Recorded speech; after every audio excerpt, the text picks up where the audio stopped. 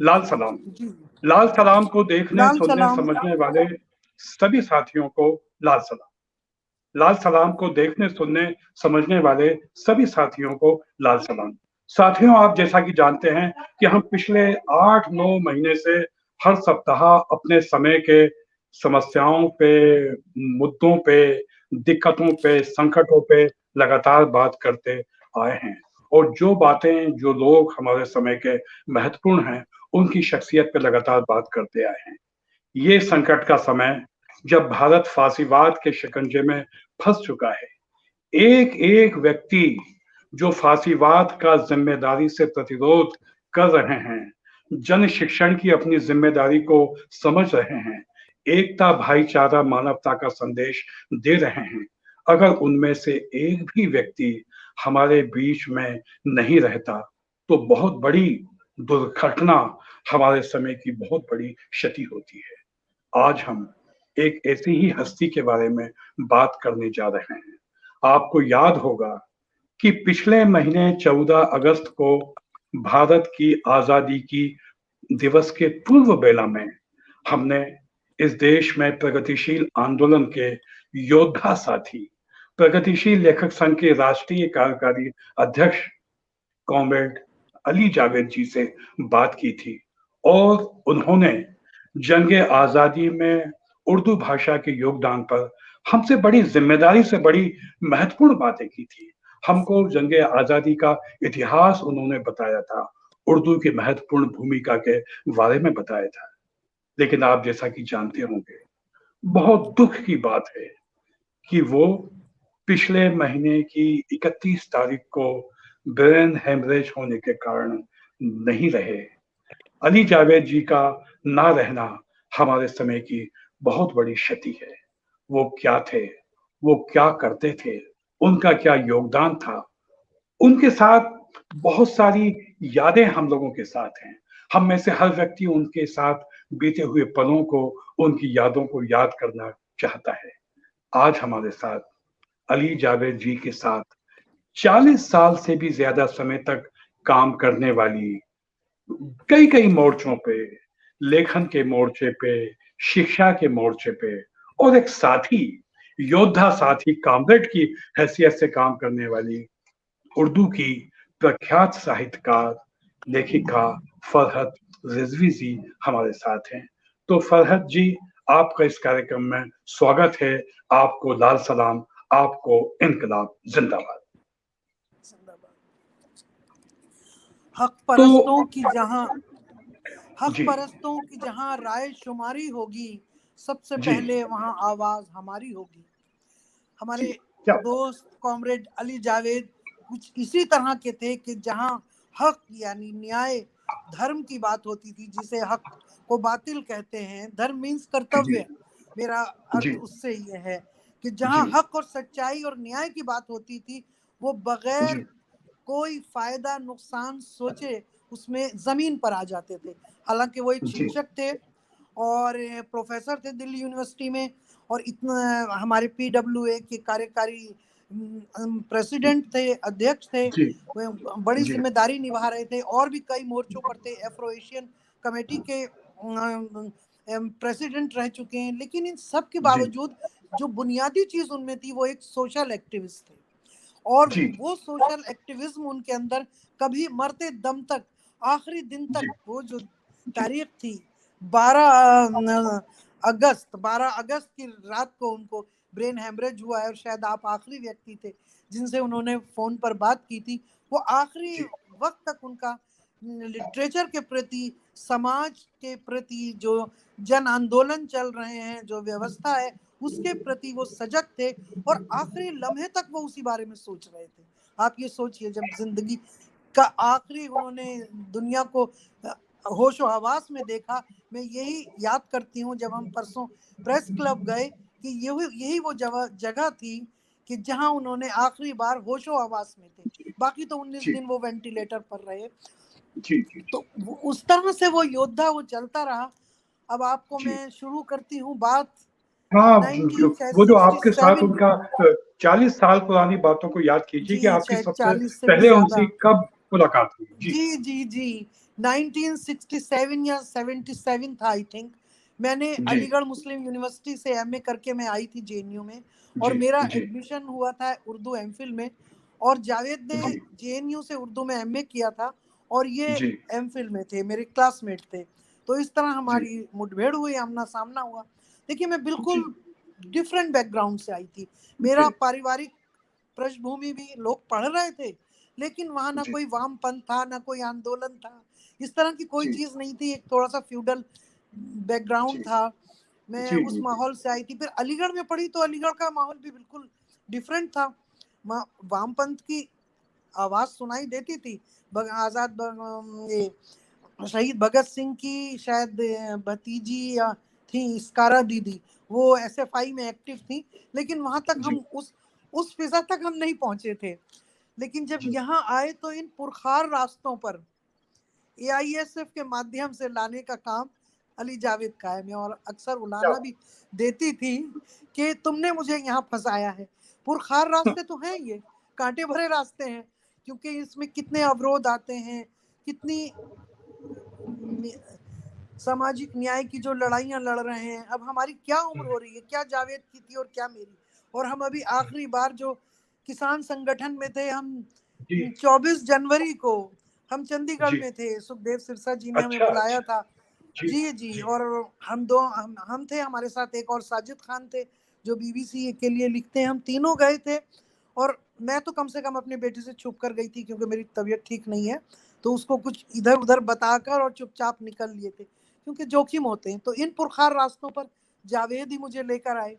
फिर जेएनयू में जो एक रैशनल एक थॉट प्रोसेस का डेवलपमेंट होता है, वो पूरा जी तो ये नहीं कि जावेद का पूरा उसमें योगदान है, उस पूरी फिजा जी का है जो जेएनयू की थी। हम जी जिस हॉस्टल में रहते थे, और जहाँ जहाँ मैस में खाना खाते थे, साथी लोग थे, लेकिन जावेद क्लासमेट थे, और इन्होंने मुझे एआईयूसीएफ का मेंबर बना लिया था। हालांकि एसएफआई वाले भी ये चाह रहे थे, दोनों तरफ से मोर्चा खुला था। तो मैं मेंबर बन गई। फिर वो मुझे बताने लगे, फिर धीरे धीरे, मतलब बहुत सारी चीजें, एक बड़ी लंबी चीज है कि मैं चौंकती थी, आई वाज शॉक्ड उस कल्चर के बारे में। मैं अलीगढ़ से आई थी, जहाँ लड़कियों को, औरतों को देख के बड़े एहतराम से खड़े हो जाते हैं। जो सीनियर लोग होते हैं, पैसा वो खर्च करते हैं, जूनियर नहीं करते हैं, लेकिन जूनियर एकदम ओबिडेंट रहते हैं उनके सामने। यहाँ मैंने एकदम डिफरेंट माहौल देखा। जावेद ने पहले ही दिन कैंटीन ले गए और कहने लगे सब लोग थोड़े थोड़े पैसे निकालो। तो मैंने कहा ये कैसे आदमी है कि हम तो अभी नए आए हैं और हमसे ये पैसे मांग रहे हैं।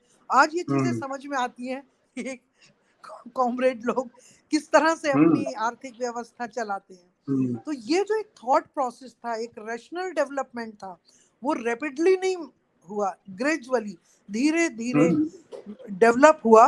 उसमें जावेद का बहुत योगदान है, क्योंकि मेरे क्लास फेलो थे। मैं और कि जावेद को शायद मैं इसलिए भी क्लोज समझती थी, हम दोनों उर्दू के थे, थोड़ा फैमिली बैकग्राउंड से कुछ चीज़ें जो हैं वो हैं। तो मैं हर चीज़ जो मुझे ऑड लगती थी उस सोसाइटी में, बहुत चीज़ें ऑड वन आउट लगती जी थी, तो मैं वो जावेद से पूछती थी और घबरा जाती थी।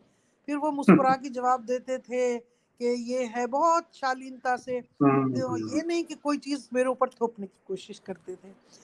फिर उस सफर से लेकर मैंने, जी फिर हम शादी में, वो मेरी शादी में आए, और किस तरह से जी वो जनगीत गाते हैं, हम आज तक ये याद करते हैं कि क्या मेरी बात है शादी हुई या डॉक्टर मौली कौशल की शादी हुई, और मेरी बारात में बस में जा रहे हैं, बारात से लौट कर आ रहे हैं, और वो गीत गा रहे हैं, ये जंगे जंगे आज़ादी, आज़ादी के परचम वाह फहराए।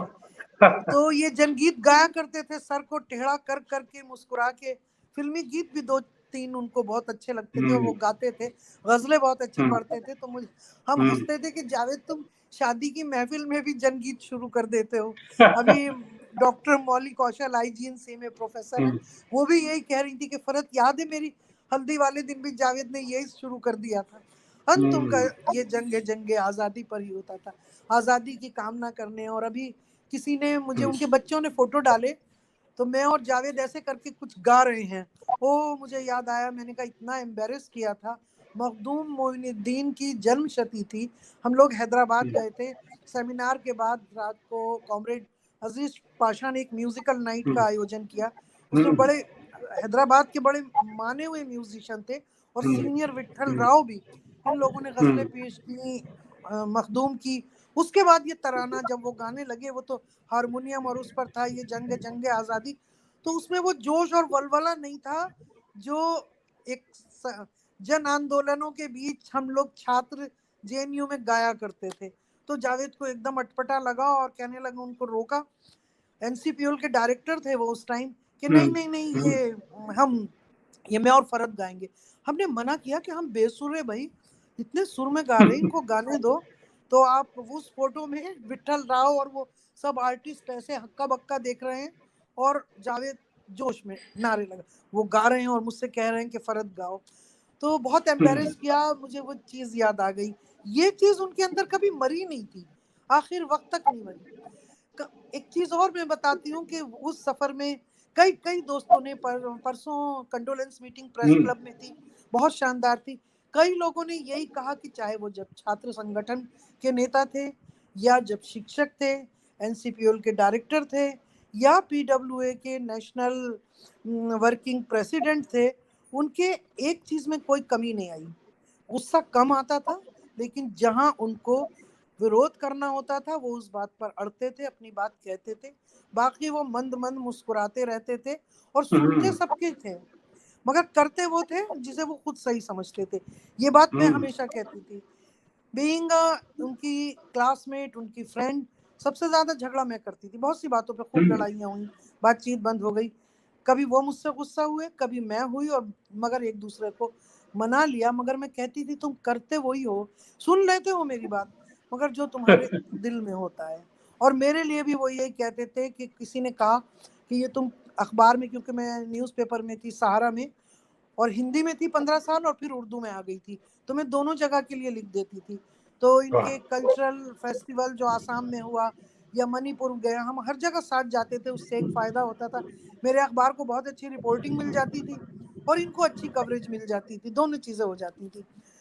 तो किसी ने, शमसुर रहमान फारूकी साहब ने शायद एक बार पूछा कि किससे लिखवा रहे हो आजकल, क्योंकि मैंने कुछ ऐसी चीज लिख दी थी कि जो बहुत पुराने लेखक हैं, सीनियर या प्रोफेसर हैं, वो एक पेपर को कई कई जगह पढ़ देते हैं, और ऐसा होता है।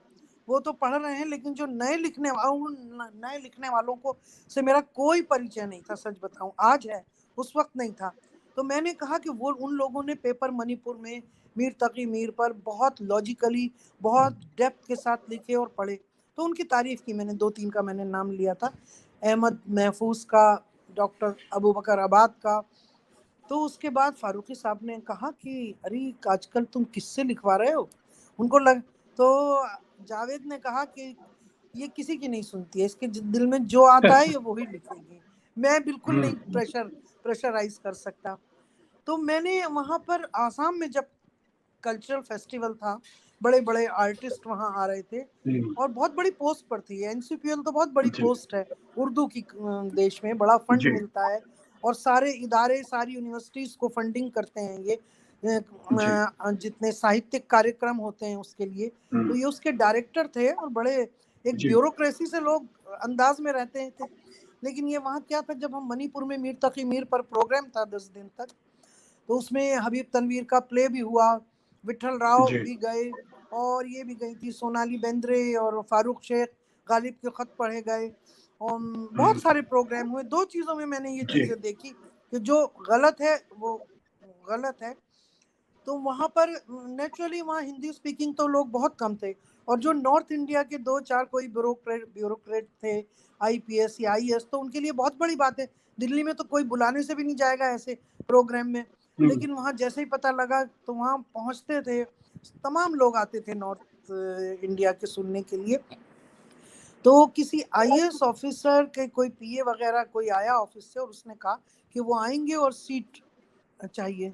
तो जावेद ने बहुत ही रूडली कहा कि फर्स्ट कम फर्स्ट सर्व।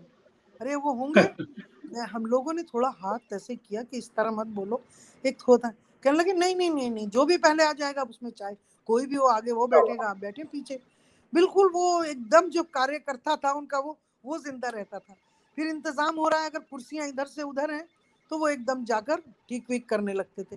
तो हम अलग ले जाते थे, हम कहते थे जावेद तुम इस टाइम एनसीपीओल के डायरेक्टर हो, प्लीज ये काम मत करो, लोगों को बताओ। तो वो हंसते हुए फिर ऊपर आ जाते थे, क्योंकि उनको आदत जो थी वो पार्टी के काडर की तरह थी, एआईएसएफ के एक छात्र नेता की आदत थी, एक जो जन आंदोलन में जुझारू नेता की थी। तो इन चीज़ों की आदतें तो नहीं बदलती ना, लेकिन और कुछ लोगों की बदल भी जाती हैं, लेकिन जावेद की नहीं बदली। दूसरी चीज़, उसी समय मैंने एक और मार्क की कि सब लोग वहाँ ठहरे हुए थे और एक प्रोग्राम ये सोच के, हाँ क्योंकि कम लोग थे तो उर्दू जिनको आती थी थोड़ी बोड़ी तो वो भी सब चले आते थे। तो गुवाहाटी में प्रोग्राम हो रहा था कहीं ये, और गुवाहाटी के पास के किसी गांव से बेचारे कोई मदरसे के जो टीचर थे, वहाँ मदरसे में जो मौलवी थे वो कव्वाली भी करवाते थे, गाते थे उनके, उन्होंने वो कव्वाली भी हुई और उसमें उनकी बड़ी ट्रेडिशनल चीज़ें, जो फोक कोई सिंगर था उसकी गाते थे, वो सब करते थे। तो वो दो चार अपनी बस भर के लाए बच्चों को कि वो सब प्रोग्राम ये देखें, और उन्होंने ये कहा कि शायद एक जैसे सरस्वती वंदना से प्रोग्राम शुरू करना किया जाता है, ऐसे ही कुछ दुआ से भी किया जाता है, ये भी ट्रेडिशन है। तो उन्होंने कहा कि ये बच्चे जो हैं कुछ नात या दुआ ऐसी पढ़ेंगे। तो वो बोले कि नहीं नहीं, कोई ये धार्मिक कार्यक्रम नहीं है और स्टेज पे ये नहीं चलेगा। बहुत रूडली हमने कहा कि रूडली जवाब मत दो प्लीज इस तरह से, ये लोग बड़ी मोहब्बत से आए हैं। ये तो ये सोचकर कि एक तरीका होता है, ये कव्वाली भी तो गाई थी इन्होंने कल। बोले नहीं नहीं, मैं अलाउ नहीं करूंगा बिल्कुल ऐसी कोई चीज। वो लोग खैर खामोशी से चुपचाप बैठ गए। अब लेकिन उसके दूसरे दिन ही पता है क्या हुआ, कि ऐसे आपको अंदाजा है कि ऐसे कार्यक्रम के कुछ लोग अच्छे जो कार्यक्रम होते हैं सबोटाज भी करते हैं। तो वो हमें अंदाजा हुआ, हबीब तनवीर का प्ले दिखाए जाने थे, 2 प्ले, पूरी वो तैयारी से अपनी टीम के साथ गए थे, और कार्ड में उन्हीं के प्रोग्राम का था कि शुरू में ये होगा लेकिन इनकी टीम के जो लोग वहाँ काम कर रहे थे, उनमें से किसी ने किसी सांस्कृतिक संगठन से कोई वादा कर लिया कि शुरुआत वो करेंगे डांस से, कुछ सरस्वती वंदना टाइप वहाँ का उस इलाके के था वो डांस। तो जावेद ने खैर कह दिया, उनको मना नहीं किया कि नहीं ठीक है, अगर कोई इस तरह का कोई कल्चर वो है तो शुरू कर दें। तो वो डांस करने पूरा ग्रुप आ गया। अब नहीं मालूम था कि ये डांस इतना लंबा होता है। सरस्वती वंदना थी उसमें, और वो प्रोग्राम होता रहा, पीछे से जावेद आके कह रहे हैं, लेकिन वो डांस नहीं रोक रहे थे। मुझे अंदाजा था, मेरे पास कोई बैठे थे ब्यूरोक्रेट, और हम लोग बात कर रहे कि अरे ये बंद करें। बोले अरे होने दीजिए, चलने दीजिए, पता तो लगे इनको, इससे हम ठनके ये कहें कोई गड़बड़ है बहुत। और इतना झगड़ा हुआ है उस टाइम। वहाँ जो आईपीएस थे, मैं उनका नाम भूल रही हूँ, शायद आंध्र प्रदेश के थे, उनके वो छात्र एआईएसएफ के ही से थे, वो भी वहाँ पर मौजूद थे। उन्होंने बहुत मदद की उस पूरे ग्रुप को जब अंदर ले गए, क्योंकि हबीब तनवीर उठकर जाने लगे थे कि मैं अब प्ले नहीं करूँगा, टाइम ही नहीं बचा। तो फिर वो लोग इतना झगड़ा कर रहे थे कि आपने हमारे धार्मिक भावनाओं को आहत किया है, और वो जो आदमी बुला के ला रहा था वो हाथ जोड़ रहा। उसके बाद फिर हमने कार्ड दिखाया उन लोगों को, और वो डांसर तकरीबन कूद रही थी कि नहीं, हम ये प्रोग्राम नहीं होने देंगे। मैंने उस कार्ड पर कहा कि ये तो आपने सबोटाज किया है, और ये देखिए इसमें कार्यक्रम में आपका कहीं नाम ही नहीं है। अगर आप ये करेंगी तो कल अखबारों की सुर्खियों में ये होगा कि आपका तो कार्यक्रम में नाम नहीं है, कार्यक्रम ये था आपने सब। और फिर जो आईपीएस ऑफिसर थे, मुझे उनका नाम इस टाइम बिल्कुल याद नहीं आ रहा, उन्होंने पूरा पुलिस बुलाई और इंतजाम किया, और फिर हबीब तनवीर का प्ले शुरू हुआ। तो इस तरह की चीजें होती थी, लेकिन उस मैदान पर हम जावेद को इतना हम्बिल और सबको समान दृष्टि से देखने वाला, चाहे कोई आईपीएस हो या एक स्टूडेंट हो, उसको हर जगह सीट मिलेगी। ये चीज जो है मैंने जावेद के अंदर एज ए फ्रेंड देखी, लोगों के साथ उनका बिहेव, ये सभी। अच्छा, हमें ताज्जुब हो रहा है शैलेंद्र जी कि हम डेथ हुई उनकी, 19 दिन उन्होंने सिर्फ अपने बच्चों से सेवा ली, या दोस्त थोड़ा बहुत परेशान रहे, हम लोग तो कुछ नहीं कर सके। इतने लोग उनकी खैरियत जानने के लिए बेचैन रहते थे कि हमें ग्रुप बनाने पड़े। एक तो पीडब्ल्यू एक ग्रुप है, इंडिया का है, एक यूपी का है, एक दिल्ली का है, और एक वो है जिसमें जनवादी लेखक भी हैं, और दूसरे जो भी हमारे वाम विचारधारा के पक्षधर हैं, समानांतर संगठन है, तो वो लोग भी उसमें हैं, हम देखेंगे।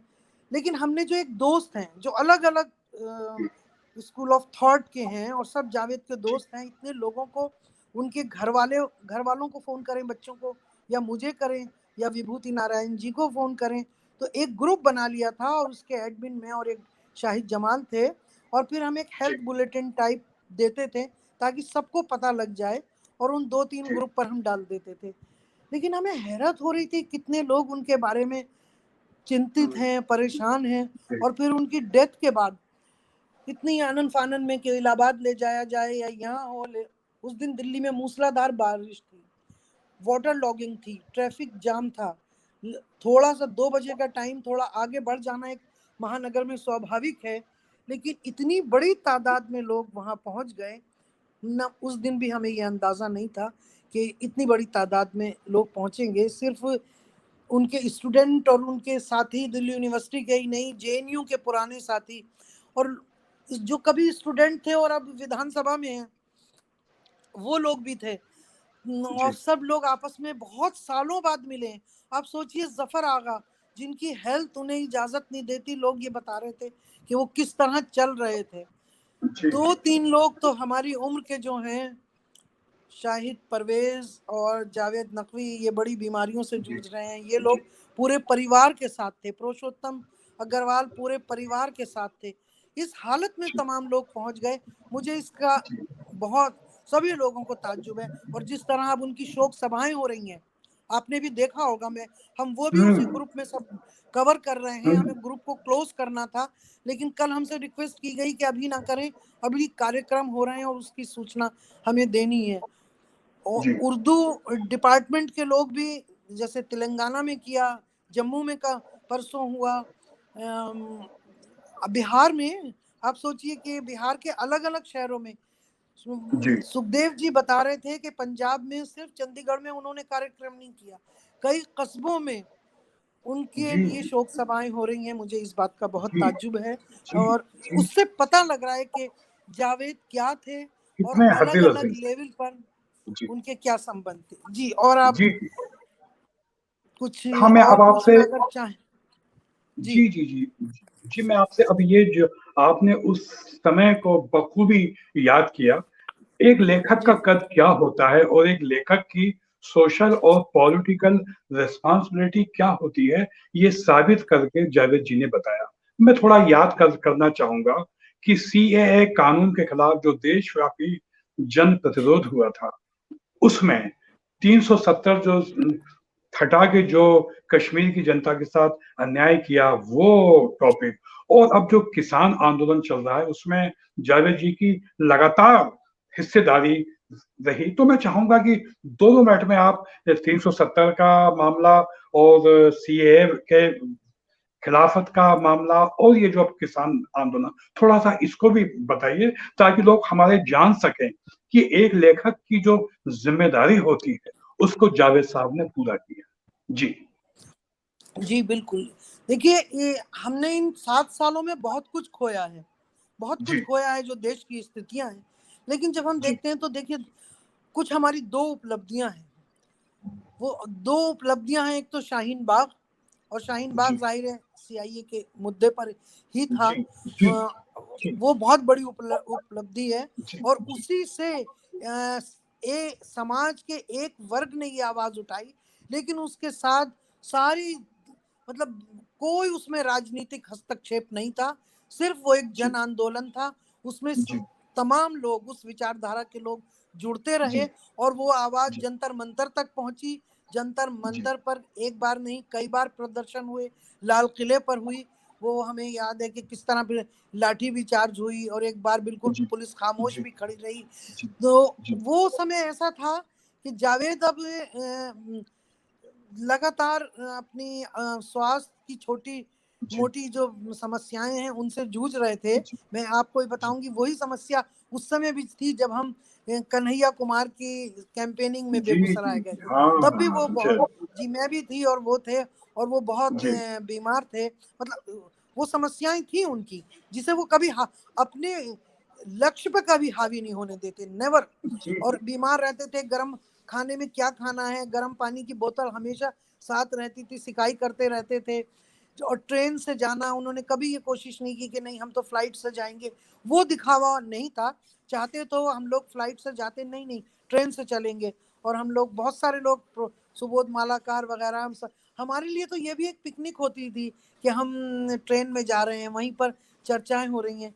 तो वहां पर एक नेता के रूप में भी और एक कार्यकर्ता के रूप में भी और एक विचारक के रूप में भी लेखक के वो अलर्ट रहते थे। अब तो शायद वो हिंदी टाइप करने लगे थे या किसी से करवा रहे थे इन दिनों, क्योंकि मैं ज्यादा बैठ नहीं सकती थी। वरना हमें याद है कि जब हम बेगूसराय जा रहे थे तब भी वो उर्दू का कोई एक बहुत किसी मौलवी साहब का संदेश था जो कन्हैया कुमार के फेवर में था, और जो एक और कैंडिडेट था वो उससे अपील कर रहे थे कि आप बैठ जाइए। सपा उनका जेडीयू का था, तो उससे वो अपील कर रहे थे कि आप बैठ जाइए। तो वो जो एक अपील थी वो उर्दू में थी और उसकी हिंदी, तो मोबाइल पर रात को ट्रेन चल रही है, मैं टाइप कर जी रही हूँ, वो जी बोल रहे हैं, जी। तो वो एकदम अलर्ट थे और वो काम लेना जानते थे कि क्या चलो बात फरत है, ऐसा है वाह कि ये सुबह में टाइम नहीं मिलेगा तो हम रात में ही कर लेते हैं। तो वाह हम वाह सोचते थे, ट्रेन में लोग सोचते होंगे कि ये पागल लोग हैं कि रात के 1-2 बजे बैठकर पता नहीं क्या एक आदमी बोल रहा है। फिर बाद में लोग सुबह को सवाल करते थे कि आप लोग कौन हैं। तो वो उस टाइम भी अलर्ट रहते थे। उनकी काफी तबीयत खराब थी, देखिए आपको मालूम है उनके स्टंट पड़ चुके थे, हार्ट अटैक हो चुका था। हम्म, और उसके हम्म, बाद उनको फिर एक माइल्ड स्ट्रोक आया था, ये तो दूसरा स्ट्रोक था।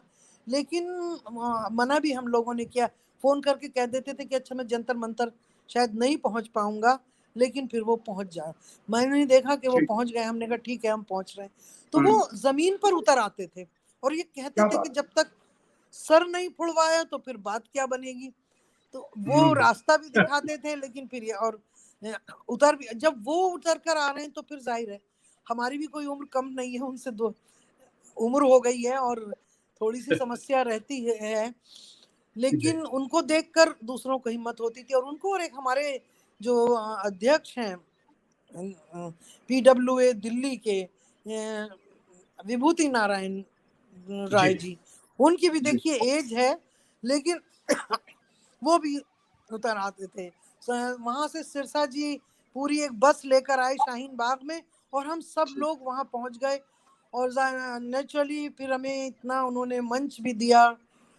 किसान संगठन में मैं बता रही हूँ, सिंगू बॉर्डर पर, हाँ जी सिंगू बॉर्डर तक और मंच तक पहुंचना आसान काम नहीं था। हर किसी को वो नहीं आने दे रहे थे, उसके लिए पूरी एक सिक्योरिटी थी, हायरार्की थी, कहाँ से पास होते थे। जी तो वो सुखदेव जी उसके लिए सब इंतजाम कर देते थे। और फिर जी विभूति जी, मैं और फिर हम टीम को लेकर पहुंचे, या फिर कभी जी जावेद पहुंचे, जावेद पहुंच जाते थे। और फिर जो मैं हम लोगों ने इतनी यात्राएं साथ की, मैं याद करती हूँ वो जी हमारी लास्ट सफर था। जी उसके बाद मिले तो हैं, लेकिन जो हम चंडीगढ़ गए तो उस मुद्दे जी पर भी किसान संगठन के मुद्दे पर वो हम लोग वहां पर पहुंचे। और इतनी परेशानी से रहे तो ठीक। दिन में कार्यक्रम था 17 की मार्केट में, फिर मेमोरेंडम लेकर हम लोग मार्च करते हुए गवर्नर हाउस गए। वहाँ इतने जी पंजाब के इतने कलाकार, थिएटर आर्टिस्ट, जी सिंगर, जी छात्र नेता सब लोग थे, तकरीरें हुई। और उसके बाद हमें वापस आना था। तो हमने पहले ही अंदाजा लगा लिया था, जब एक दिन पहले आए थे तभी भी हमें रास्ते में ट्रैक्टर बहुत मिले थे, और हमने फिर फैसला किया कि हम इस ट्रैक्टर रैली के साथ ही दिल्ली पहुंचेंगे।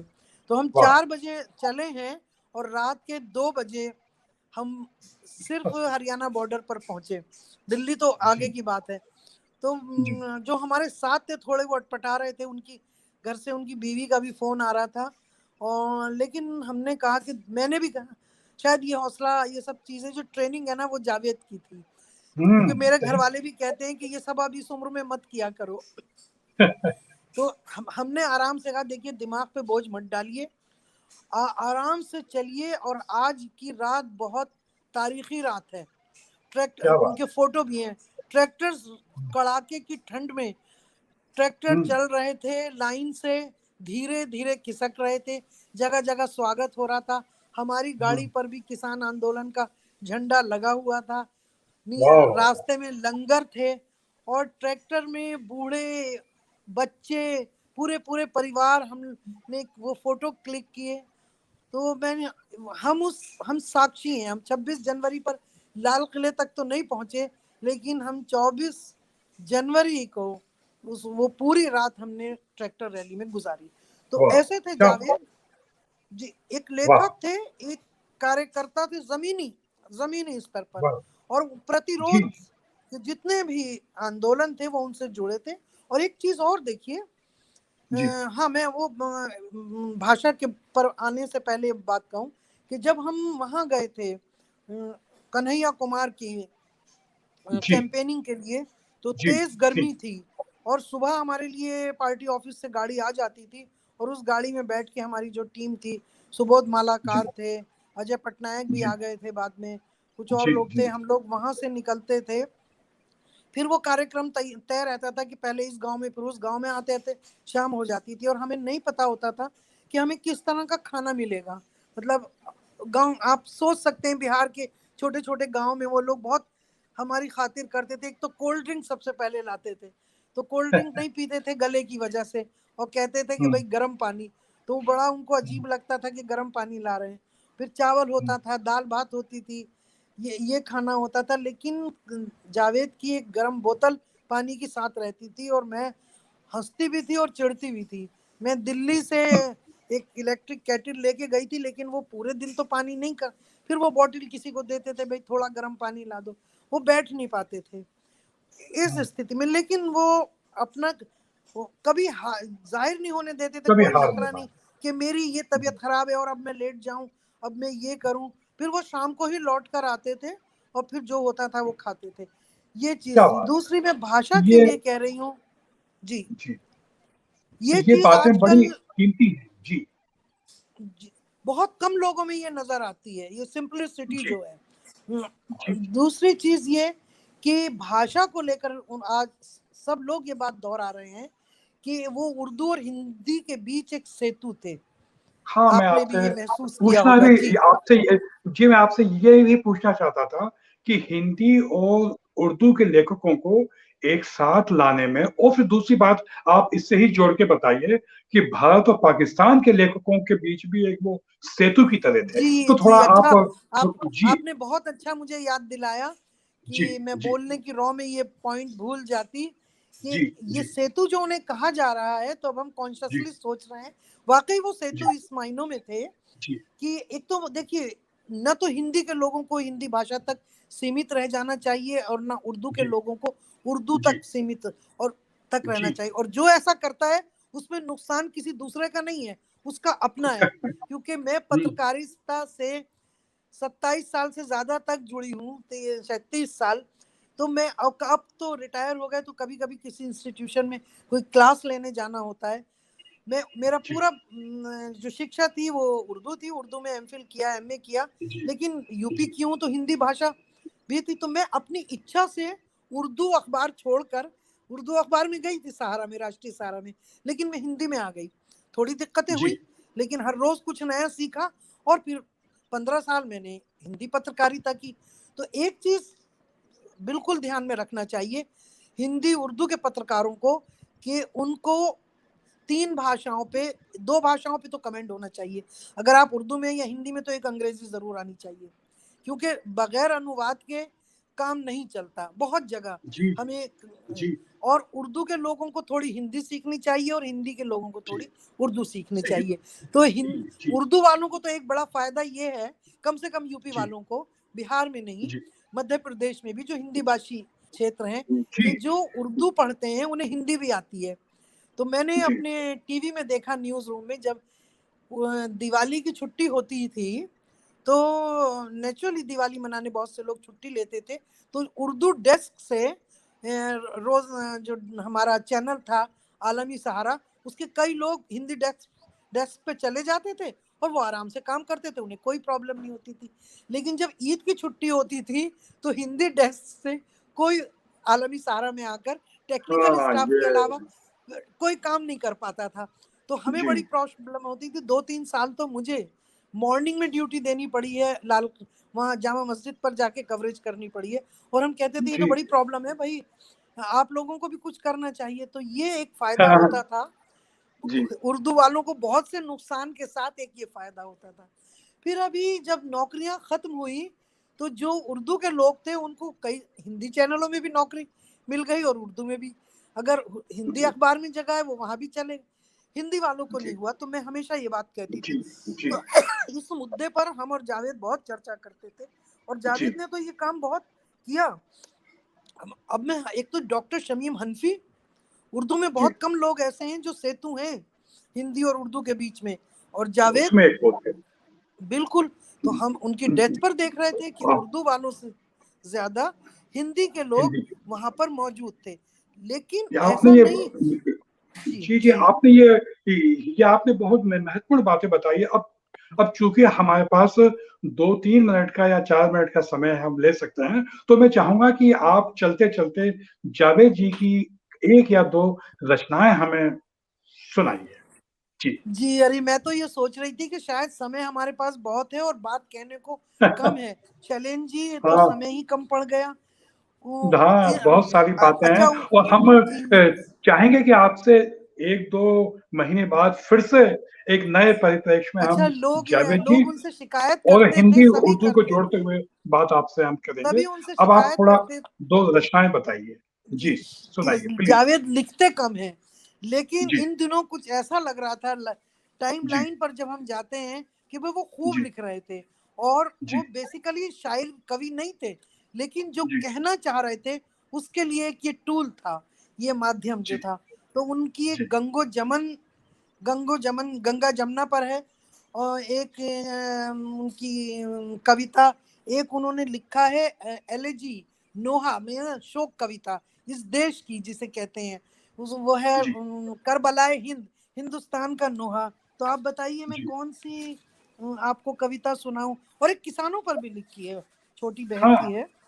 जी कौन सी आप कविता जो नहीं आप कहें। आप अगर ये अब चूंकि समय बहुत कम बचा है तो एक या दो अच्छा रचना उनकी कोई छोटी सी हमको सुनाइए और हम फिर कुछ दिनों बाद आपसे फिर बात करेंगे इस कार्यक्रम में। अच्छा ठीक है जी ठीक है। तो जी मैं एक, हाँ एक ये उनकी किसान आंदोलन पर शायद लिखी है, ये छोटी बहर जी की नज्म है। जी जी ये मैं एक तो ये सुनाती हूँ। जी और उन्होंने उस पर लिखा है कि ये ताजा नज्म के चंद शेर उन्होंने। फाका मस्त किसान बहुत, फाका मस्त किसान बहुत, नेताओं की शान बहुत, डरे हुए सहमे से हैं, कल तक थे बलवान बहुत। काल यहाँ इंसानों का, काल यहाँ इंसानों का, राम बहुत रहमान बहुत, भूखी जनता दुर्बल देश, हाकिम है बलवान बहुत। जन जल जंगल मुस्काए, वन जंगल मुस्काए हैं, बस्ती है वीरान बहुत।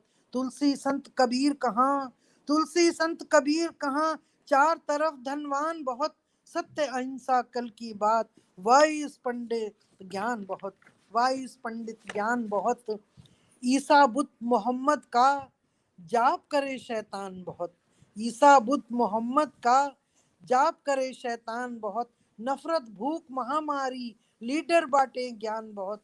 वसुधा कहाँ, कुटुंब कहाँ, धर्म जात की शान बहुत। चलो बना लें ऐसा देश जहाँ बसे इंसान बहुत। नानक मीर कबीर के लोग, गालिब की संतान बहुत। प्यार की शिक्षा देने को राम के हों हनुमान बहुत। तू भी फैज का चेला बन, तू भी फैज का चेला बन, आशा और अरमान बहुत। नफरत की दीवार गिरा, हरम किए वीरान बहुत। देखिए आप इस नज्म में देखेंगे कि हिंदी और उर्दू के जो शब्दावली है उसका कितना खूबसूरत इम्तजाज है। तो जी और वो इनके में इसीलिए हिंदी और उर्दू के लोग इनको सेतु कहते थे कि ये हिंदी और उर्दू के सेतु हैं। अब आप अगर कहें तो मैं दूसरी एक कविता सुना सकती हूँ हाँ थोड़ी। हाँ मतलब जी एक और सुना दीजिए बस। जी अच्छा देखिए बस। मैं देखती हूँ। ये है जी एक हिंदुस्तान का नोहा है दुख भरा।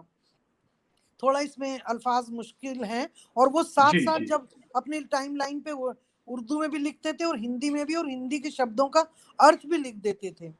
जी जी पाबा जंजीर जो लैलाए वतन को देखा, पाबा जंजीर जो लैलाए वतन को देखा, दब गया कोहे नदामत के तले, ए वतन अर्ज़े वतन, मेरे नामूस की खातिर तेरे शहदाइयों ने तेरे वाह, माथे की सिहाई को लहू से अपने धो के रोशन किया, चेहरे को नया नूर दिया और नई कुव्वत बख्शी, तेरी पथराई हुई आंखों को फिर से पुरनूर किया। खुश वाह, कुमलाए हुए खुश कुमलाए हुए फाका ज़दा चेहरे को फिर नई ताकत बख्शी, फिर नई ताकत बख्शी। जी, प्यास से सूखे लबों को तेरे प्यास से सूखे लबों को तेरे फिर से सैराब किया, एक से एक तेरे उशाक उठे, एक से एक तेरे उशाक उठे यानी चाहने वाले, चंद्रशेखर उठे, बिस्मिल उठे, अशफाक उठे और भगत सिंह उठे, राजगुरु नेताजी और एक लागरो उरिया सा जियाला उठा। लागर मतलब कमजोर और जी, उरिया अर्धनग्न कपड़ों वाला। जी, लागरो उरिया सा जियाला उठा, जिसने कमजोर सी एक लाठी से कितनी दहकी शमशीरों के रुख मोड़ वाह, दिए, तुझको आजाद किया और तुझे शादाब किया, तुझको आजाद किया और तुझे शादाब किया। ए वतन अर्ज़े वतन, तुझ पे जुलेखा की तरह यक बयक शबाब और जवानी आए, तेरे आशिक तेरे मतवालों ने लहलाते हुए खेतों में। देखिए मैं जुलेखा की तरफ इशारा करूंगी, ये हम्म, एक नबी की पत्नी थी और ये बूढ़ी हो गई थी। नहीं, नबी की पत्नी तो नहीं, उनको चाहने वाली थी हजरत यूसुफ को। जुलेखा बूढ़ी हो गई थी और हजरत यूसुफ को ये बहुत चाहती थी। ये एक कुरान की वो तलमी कहते हैं कि ऐतिहासिक घटना है, और उन्होंने अल्लाह से दुआ की कि मैं जवान हो जाऊं, तो वो जवान हो गई थी। तो ये उस पर है कि शबाब और जवानी आई, तेरे आशिक तेरे मतवालों ने लहलहाते हुए खेतों में अनाजों के गौहर बरसाए, लालो गुल से मुअत्तर किया दामन को तेरे, जो जमीन आग उगलती थी चिताओं की तरह, जो जमीन आग उगलती थी चिताओं की तरह, उसको नया जीवन बख्शा। और सितम खुर्दा सपूतों को तेरे, उनकी मेहनत के एवज सनतों और मिलों से तेरी परेशानी को और पुरनूर किया। फिर ये क्या हो गया है अर्ज़े वतन, वो सवाल पूछ रहे हैं कि फिर ये क्या हो गया है अर्ज़े वतन, दहशत व खौफ की तारीकी में मलबूस ये जादूगरनी, दहशत व खौफ की तारीकी में मलबूस ये जादूगरनी, मलबूस लिबास पहने हुए, मजहब हम्म, औहाम परस्ती रस्मों से मामूर, धर्म मतलब मजहब औहाम परस्ती रस्मों से मामूर, तेरे सर सब्ज चमन की रग में जहर फिर घोल दिया नफरत का, मजहब व मिल्लत व तहजीब के पैकर का नया रूप धरे, फिर से हैं रक्स कुना तुझको पाबंदे सलासिल करके, तेरी पेशानी पे नफरत का लहू मलने को आमादा है, नफरत का क्या, लहू मलने को आमादा है। मैं कि जो राम की रहमान की अजमत का अमी, इस घटाटोप अंधेरों की गुफाओं में घिरा कब से हूँ, फरियाद कुना तेरे उशाक जियालों को सदा देता हूँ, पर मेरी आहो फुगा लौट कर इस तरह मेरी रग रग में उतर जाती है, सल्ब कर देती है मेरे माजी के अजायम सारे, जो मेरे जिस्म मेरे आज़ा में भर दिए थे मेरे अजदाद ने अमृत की सिफत, अब वो अमृत मेरे शिरयानों में, मेरी धमनियों में, अब वो अमृत मेरे शिरयानों में नफरत व जहर का दरिया बनकर मौज बनकर रगो पे में मेरे अपने सैलाब की तारीकी में फिर निगल लेने को आमादा है। क्या बात है, देखिए क्या क्या बात दर्द है, है। वाह, मैं कह रही क्या हूँ बात है, क्या, वो क्या बाकायदा बात, कवि नहीं थे ऐसे, लेकिन वाह, जो दिल के अंदर उनके दर्द था क्या बात, इस समय जी, का, जिस नफरत में जी, हमारा देश जल रहा है, जो भाषाई जी, संकीर्णता है, जो जी, धार्मिक संकीर्णताएं हैं, फांसीवाद जी, है, उनसे जी, लड़ने के लिए जो एक इंसान जद्दोजहद कर रहा था, ये उसका दर्द है जो इन अल्फाज में। जी, अब उसमें हिंदी भी है, उर्दू भी है, वो अपनी बात कहना चाह रहे थे। शैलेंद्र जी, हमें इस सब चीज़ों पे बहुत गौर करना चाहिए। और इस सही समय बात वो दो दो चीज़ों से जूझ रहे थे। एक तरफ उनके दिमाग में एक उर्दू फोरम बनाने का खाका था, शायद आपको पता हो, है, जी, उस पर फिर कभी बात होगी। जी, जी, आपसे 2 महीने बाद लेकिन फिर बात करेंगे हम। जी, जी, जी। और दूसरा एक और जो एक थोड़ा-सा साहित्यिक विवाद छिड़ गया था, एक अनुवाद को, एक किताब को लेकर, इन 2 चीज़ों से वो इतना परेशान थे, पता नहीं वो आखिरी दिन वो किस आघात में उन्होंने, किस दर्द में गुज़ारा है, और ये हम महसूस कर रहे हैं शायद वो आघात था। हमने उन्हें बुलाया था मिलने के लिए और उन्होंने कहा मुझे 2 दिन दे दो, 2 दिन बाद मैं शनिवार को मिलूँगा। ये 2 दिन उन्होंने इसीलिए माँगे थे और आखिरी बार आपसे बात हुई थी। जी। तो आज आपसे बड़ी महत्वपूर्ण बातचीत हुई और इस बातचीत के माध्यम से हमने उनका समय, उनकी बातों को याद किया। एक लेखक का कद क्या होता है? एक लेखक की प्रतिबद्धता क्या होती है? एक लेखक की ज़िम्मेदारियाँ और चेतना क्या होती हैं? इन बातों को याद करने से हमें ताकत मिलती है और जो मूल्य उन्होंने स्थापित किए, उन मूल्यों को लेके लगातार बात करने की आवश्यकता है और हम सब अली जावेद जी की याद में इन यादों को कायम रखेंगे और इनसे सीखते हुए उनकी याद में कोई बहुत सारे रचनात्मक कार्यक्रम करना हमारी ज़िम्मेदारी है और हम इसको करके बताएँगे। तो आज फरहत रिज़वी जी, आपसे बड़ी जो बातचीत हुई, हमने अली जावेद जी को याद किया। हम सबकी यादों में अली जावेद जी हैं और हमेशा रहेंगे अली जावेद जी हमारी यादों में। आपको लाल सलाम, आपको क्रांतिकारी अभिवादन।